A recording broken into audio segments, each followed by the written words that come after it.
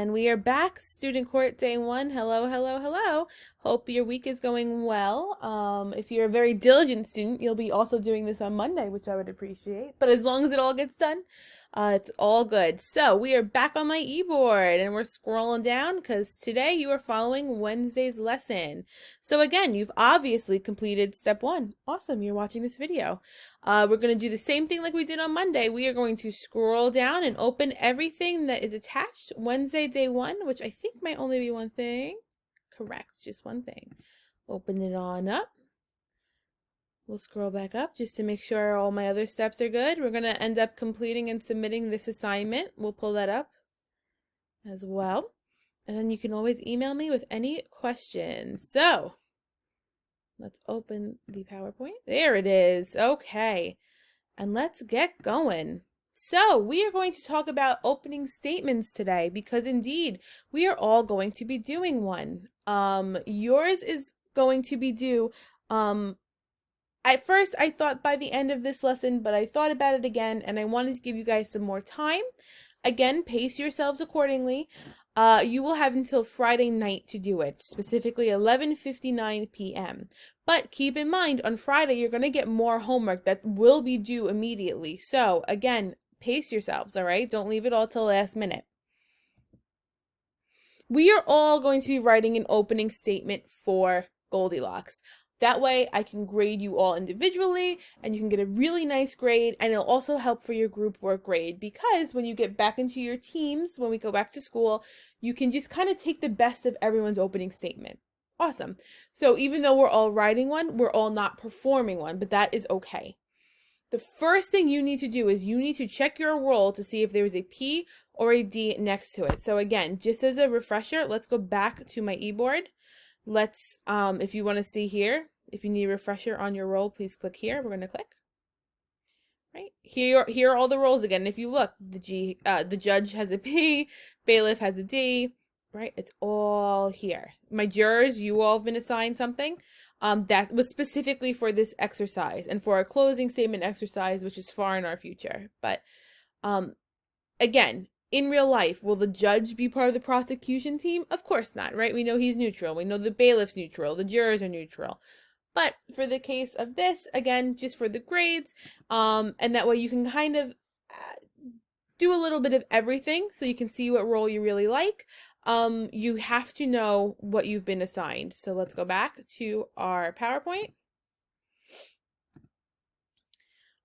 You are going to need to know if you're prosecution or defense because that is going to severely influence how you write your opening statement, right? Makes sense. If I'm writing for the prosecution, my opening statement is going to be geared towards Goldilocks being guilty, while if I'm writing for the defense, I'm trying to prove she is innocent or at least put some doubt into a juror's mind.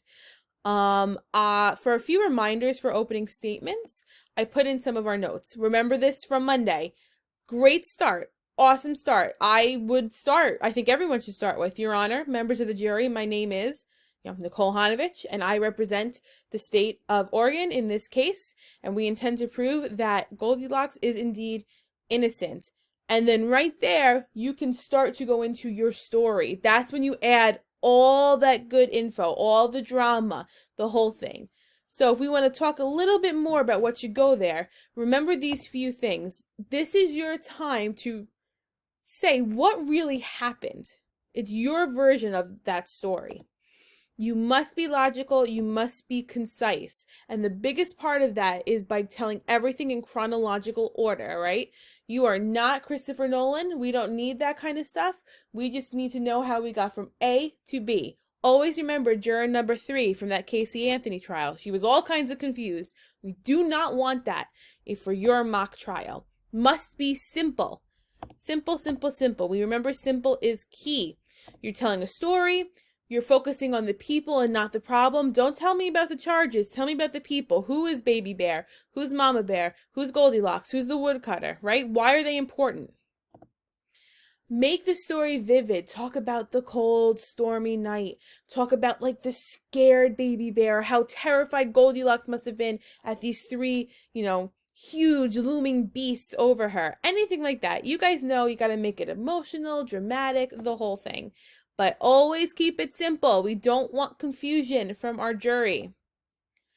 And anticipate the other side's weaknesses. I hope you guys can see that. I feel like that's out of frame. Is that better? Make sure you anticipate the other side's weakness. You kind of have a good idea of what the other side is going to say because you've been reading through the whole case so far. Try to address that slightly in your opening statement. But whatever you do, make sure you don't start overstating evidence. We don't want that. Make sure you don't include your personal opinions. I don't want any eyes. And finally, don't start arguing. Remember, lawyers can't object during opening statements, and you don't want to be called by the judge to order at all, especially as your first impression to the jurors.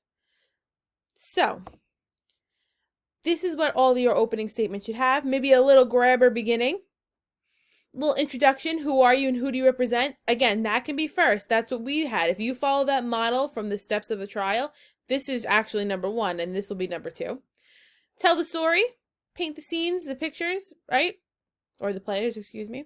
Make a little restate your theme. Quick little conclusion. And make sure you tell that jury what you're asking them to find. Right? They need to know if you are asking them to find Goldilocks innocent or guilty. Guilty or non-guilty, I guess. Okay, so now here's your assignment. You have 3 ways of accessing this. Your Google Classroom, my e-board, or even right here if you just want to click this link. Okay, you are going to... Oh, I'm going to scoot you back up. What you're going to do is you're going to go to this Google form. You're going to put your name. You're going to choose whether you're day 1 or day 2. Here, I'll just kind of do this for show. What is your role? Maybe I'm a juror, but there's a defense. There's a D next to my name. I'm going to click defense. And then you will be writing your opening statement in the long answer section below. Remember, you can continue to edit these responses up until Friday at 11:59 p.m. Of course, as always, email me if you have any questions. And here is where you're going to write your opening statement, right? So you might, want to put like, hello, my name is, right? Blah, blah, blah, blah, blah. And then you just keep writing, keep writing, keep writing. Now, let's say you have to go, but you're nervous that you're going to lose all of this. You can, and I repeat, you can submit this. It is fine because I've enabled you to edit your response in the future. So what you'll do is you'll submit this. You're going to get a screen. Actually, I'll just do it. Right? This is you can edit your response. Click it. And here it is. You can go back and edit again. Oh, my name's not blah, blah, blah. My name is, Right? And you keep going. You go up. All right, I gotta go again. Mom's calling me for dinner. Submit. You can always edit it. You can leave this window. That's fine, because if you go to your Gmail, it will actually email you your response so far, and it has another option if you want to edit it or not. So again, you can write something today, and then Thursday say, you know what, let me look at that opening statement again. Look at it and say, what? Ugh, this is horrible. I hate it. I'm going to edit it and change it. But keep in mind, Friday night, I am going to close that option. It will be gone. So then you can't edit anymore or even submit anything else. So please, please, please make sure that you get this done by 11:59 on Friday. And that's all I have for you. So I hope you have fun with this. If you have any questions, please let me know. I hope you're enjoying this format. I think it's kind of fun.